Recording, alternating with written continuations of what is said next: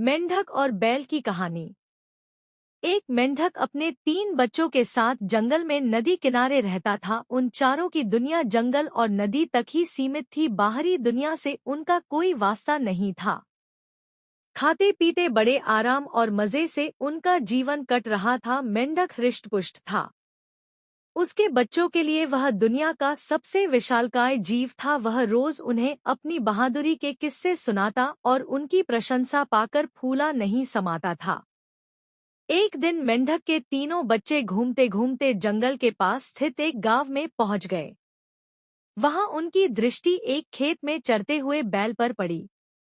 इतना विशालकाय जीव उन्होंने पहले कभी नहीं देखा था। वे कुछ डरे, किंतु उसकी विशाल काया को देखते रहे। तभी बैल ने हुंकार भरी और मेंढक के तीनों बच्चे डर के मारे उल्टे पांव भागते हुए अपने घर आ गए।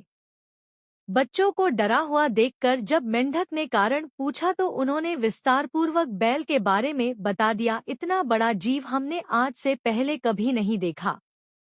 हमें लगता है दुनिया का सबसे विशालकाय जीव आप नहीं, वह है।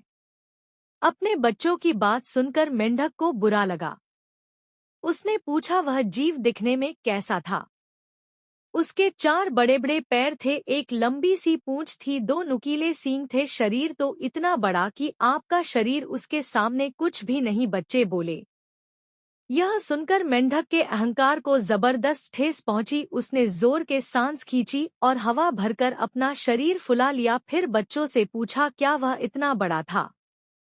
नहीं, इससे बहुत बड़ा, बच्चे बोले। मेंढक ने थोड़ी और हवा भरकर अपना शरीर और फुलाया। क्या इतना बड़ा? नहीं नहीं, और बड़ा।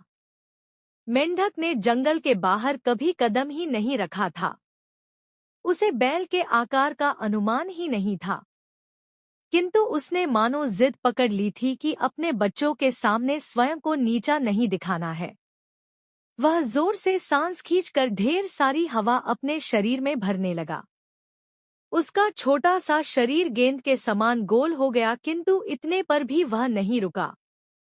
उसका शरीर में हवा भरना जारी रहा। उसने इतनी सारी हवा अपने शरीर में भर ली कि उसका शरीर वह संभाल नहीं पाया और फट गया। अपने अहंकार में मेंढक के प्राण पखेरु उड़ गए। सीख: अहंकार पतन का कारण है। वीडियो अच्छा लगे तो वीडियो को लाइक, शेयर और कमेंट जरूर करें। धन्यवाद।